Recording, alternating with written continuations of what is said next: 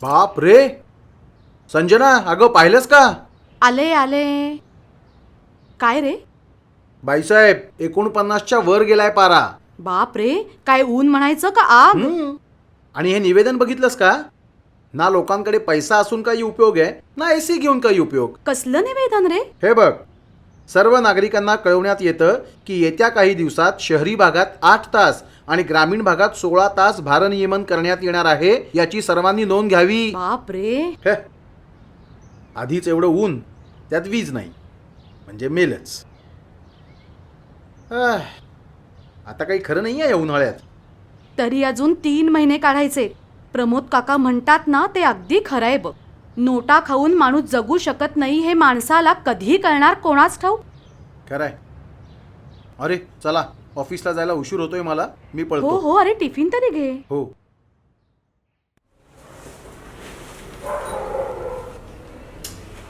अरे यार, ही लिफ्ट पण ना.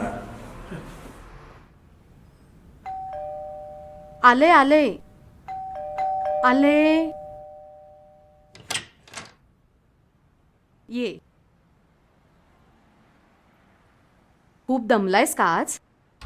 हा, रोजच ट्रॅफिक जॅम, लिफ्ट बंद.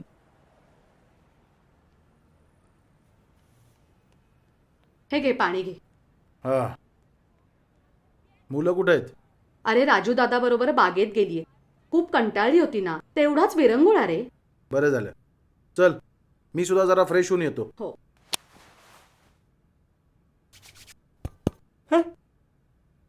अरे वॉश बेसिनला पाणी कुठं आहे? अरे बघ ना, वरच्या टाकीतलं पाणी संपलंय आणि लाईटही नव्हती आज दिवसभर. बादलीत ठेवलंय बघ भरून. ठीक आहे मग, आलिया भोगासी असावे सादर. हे घे चहा. हो, थँक्यू.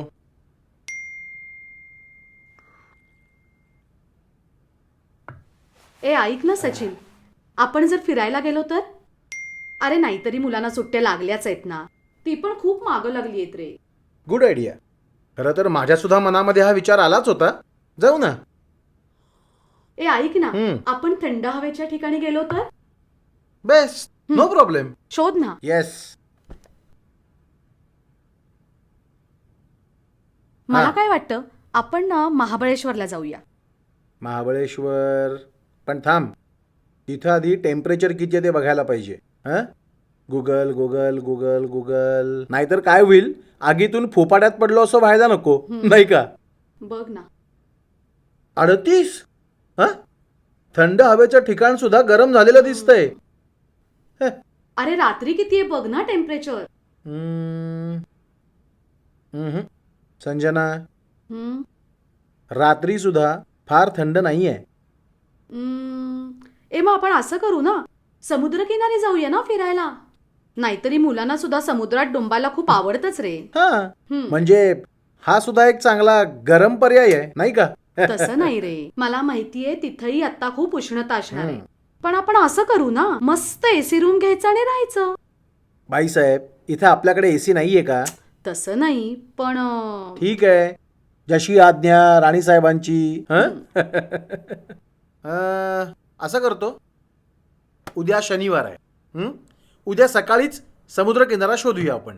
तो माझा मित्र आहे ना किशोर, त्याला सगळ्या समुद्रकिनाऱ्यांची अगदी खडानखडा माहिती आहे. उद्या सकाळीच त्याला फोन करतो आणि सगळी डिटेल माहिती घेतो. कसं? ओके. काय? अच्छा, रूम अवेलेबल नाही आहेत का? ठीक आहे, ओके. हे काय, आज कुठंच रूम अवेलेबल नाहीये म्हणून सांगतायत हे लोक. हो का? काय चाललंय काय? अरे मग दुसरं ट्राय करून बघ ना.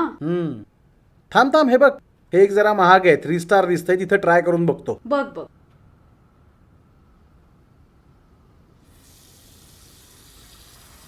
हां, hello, hotel sea view international का? हां, नमस्कार, मी पुण्याहून सचिन गोखले बोलतोय. आपल्याकडे रूम्स अवेलेबल आहेत ना? हो सर, 80 रूम्स आहेत. वा, मला जरा तुमचं टेरिफ कळू शकेल आणि बँक डिटेल्स सुद्धा. नाही म्हणजे मी पेमेंट ट्रान्सफर करतो ना लगेच. येत्या म्हणजे कमिंग सॅटर्डे संडेला आम्ही येतोय तिकडे. सॉरी सर, हां, पण मी तुम्हाला रूम नाही देऊ शकत. काय? हां, अहो आत्ता म्हणालात की 80 रूम्स आहेत आणि तरीही देऊ शकत नाही म्हणजे सर रूम्स तर आहेत पण नो वॉटर सर. काय? सर पाणी नसल्यामुळे सगळ्या 80 रूम्स आम्ही रिकाम्या ठेवून बसलोय. ओ hello hello sir, are you there? Manager साहेब, अहो आपण एकटे का सॉरी? मी सुद्धा सॉरी म्हणायला हवं तुम्हाला. नाही म्हणजे खरं तर आपण सगळेच या निसर्गाचे गुन्हेगार आहेत हो. हे जे काय चाललंय ना, लाईट नाही, पाणी नाही, त्याला आपणच सगळे जबाबदार आहोत. तेव्हा खरं तर आपण सगळ्यांनीच त्या महान निसर्गाला सॉरी म्हटलं पाहिजे. का रे? काय झालं? पाणी नाही. संजना, तुमचे प्रमोद काका म्हणतात ते खरं आहे. नोटा खाऊन माणूस नाही जगू शकत.